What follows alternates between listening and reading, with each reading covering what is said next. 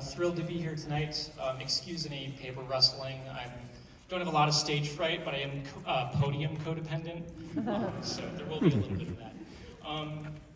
So firstly, I just want to give some Nitrate boilerplate. I know probably most of you are very savvy moviegoers, but just in case it's your first time seeing a Nitrate print tonight, nitrocellulose was the film base used for the motion picture film industry from the dawn of cinema through roughly the first half of the 20th century. In the United States, the film industry switched over to safety film in 1951. In other parts of the world, it was a little bit later. Nitrate prints are old prints, and if their original release prints are close to it, they can look really, really nice. So that's the reason why the American Cinematheque and George Eastman Museum are so keen on showing some of these film elements. But a little behind the scenes, so it takes a ton of work and a ton of money to get these things screened, let alone a whole festival of nitrate prints.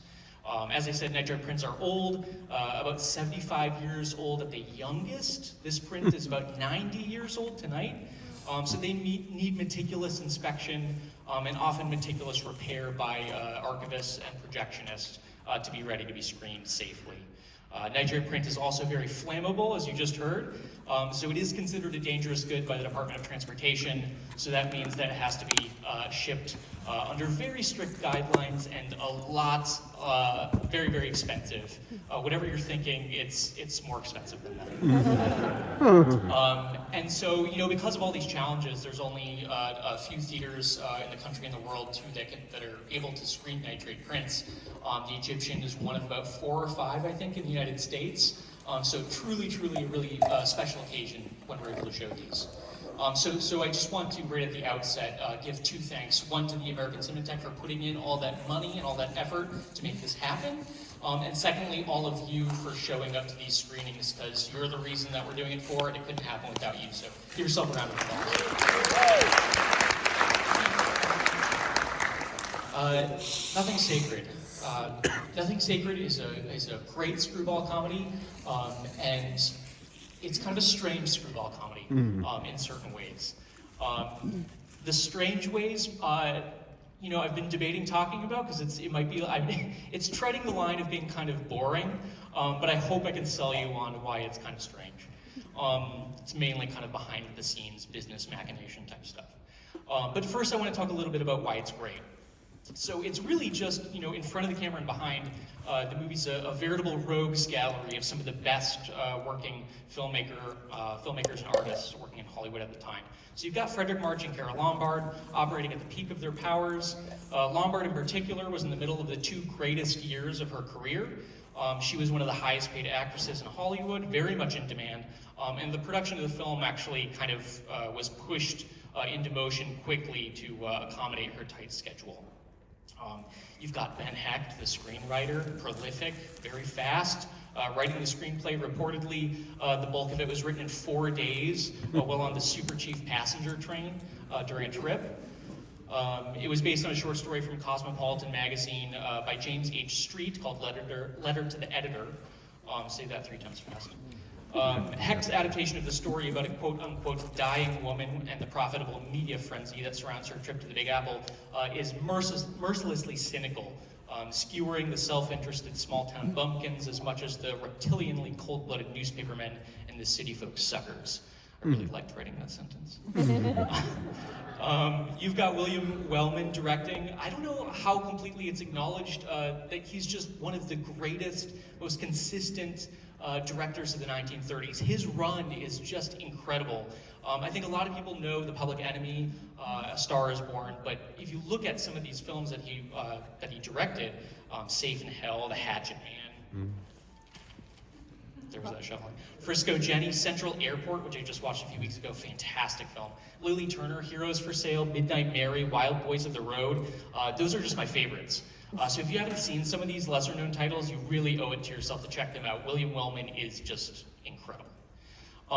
And I would be remiss not to mention some of the bevy of character actors in the film doing really excellent work. Of course, Charles Winninger, Walter Connolly, kind of up front, but also Hattie McDaniel, Margaret Hamilton, John Quaylen, Charles Lane, and George Chandler, who might be my favorite in this one, coming in at the perfect moment to snap photos. And now I'll just try to sell you on some of the boring machination type stuff. So the central strangeness to me about Nothing Sacred is it's a Technicolor outlier. A cynical screwball screed in glorious natural hue. And this contradiction was created by some strange kind of rights issues and then further rights issues after its release that took the film in a weird kind of trajectory, its afterlife at least. So Technicolor Process 4, which is what we typically call 3-strip Technicolor, was still new when this film was released. Becky Sharp, the first feature-length film shot in the process, was released in 1935, was the sole full-color feature film of that year. 1936 saw the release of 4 features, Dancing Pirate, The Garden of Allah, Ramona, and The Trail of the Lonesome Pine. What you'll notice about some of those titles, even if you haven't seen the films, is that they're kind of either historical spectacles or feature exotic locations and landscapes. In 1937, the number grows slightly, but Nothing Sacred was still just one of 7 feature films shot in the process that year, one of which was animated, Disney's Snow White. Nothing Sacred does not kind of fit in the mold of how Technicolor was being used at the time, so I just want to talk a little bit about why that is. So the Whitneys of Eli Whitney and the Cotton Gin and the Whitney Museum were really interested in color films, and they owned about a 15% share in the Technicolor Corporation. They also, Jock Whitney, founded Pioneer Pictures, which is the company that produced La Cucaracha, the first live-action 3-strip Technicolor short, and Becky Sharp on 1935. Pioneer Pictures merged with Selznick International Pictures in 1936. And so their contracts with Technicolor Corporation to produce Technicolor films then carried over to Selznick International, and that's why you see some of these leaps in the kinds of films that were shot in Technicolor at Selznick. So Nothing Sacred and A Star Is Born are both kinds of films that you wouldn't necessarily kind of see fitting that mold of historical epics or musicals or exotic kind of films. So Nothing Sacred premiered in November 1937 in New York City, was held for 3 weeks at Radio City Music Hall, and went on to a modestly successful financial run. Its post-release history, however, has been just as oddball as its convoluted heritage, and kept the film in a weird limbo for many years.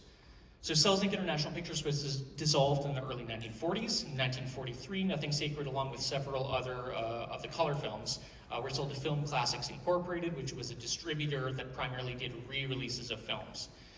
Film Classics was eventually bought outright by Cinecolor, who had a cheaper 2-color color process. And so a lot of those re-releases of Nothing Sacred were on Cinecolor, were in Cinecolor. And that was on 35 for theatrical re-releases, but also on 16 millimeter for repertory cinema releases, and also into the kind of gray market film collecting world. At some point during this kind of rights swapping and companies buying companies, the copyright wasn't renewed, so the film entered the public domain in the mid-60s, which led to numerous home video releases in the coming decades from all sorts of, bargain basement home video companies. Of course, if you're a cheap home video distributor releasing public domain films, you're going to use whatever print source is available, the best you can get, and by and large, those Cinecolor 35mm and 16mm film elements were more numerous, so those end up available on home video as well. So what you end up with here is a situation where it is very, very easy to see a bad copy of this film, and it is very, very hard to see a good copy of this film. In the last 25 years, though, there have been multiple restorations, kind of high-profile restorations, trying to go back to the original elements and get a version of the film that's closer to its original release. The danger, of course, in restoring a film like Nothing Sacred is that you risk indulging in the temptation to overcorrect, pump up the color to like Singing in the Rain levels. This is not the Technicolor of the 1950s.